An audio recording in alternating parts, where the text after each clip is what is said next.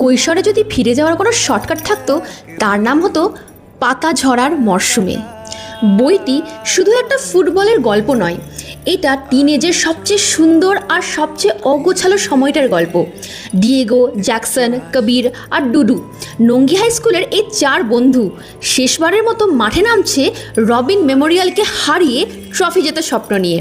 একদিকে ট্রফি জেতার স্বপ্ন, অন্যদিকে পুরুর চাকরি, টাপুরের প্রতিশোধ, রুদ্রর গোপন পরিকল্পনা। মাঠের বাইরে চলছে প্রতিশোধ, প্রেমের টানাপোড়েন, লাভ ট্রায়াঙ্গেল আর প্রত্যেকের নিজের নিজের লড়াই। একটা ম্যাচ কিভাবে সবার জীবনের মোড় ঘুরিয়ে দেয় সেটাই এই বইয়ের আসল ম্যাজিক। এটাই আমার প্রথম সরঞ্জিৎ চক্রবর্তীর বই, আর সত্যি বলছি আমি একেবারে মুগ্ধ। পড়তে পড়তে নিজের স্কুল লাইফ, বন্ধুদের সঙ্গে কাটানো দিন আর টিনেজের সেই অদ্ভুত অনুভূতিগুলো বারবার ফিরে আসছিল। লেখকের সহজ অথচ হৃদয়স্পর্শী ভাষা আর বাটানগরের হেমন্তের সৌন্দর্যের বর্ণনা সব মিলিয়ে এই বইটা যেন বড় হয়ে যাওয়ার ভিড়ে একটু নিঃশ্বাস নেওয়ার জায়গা।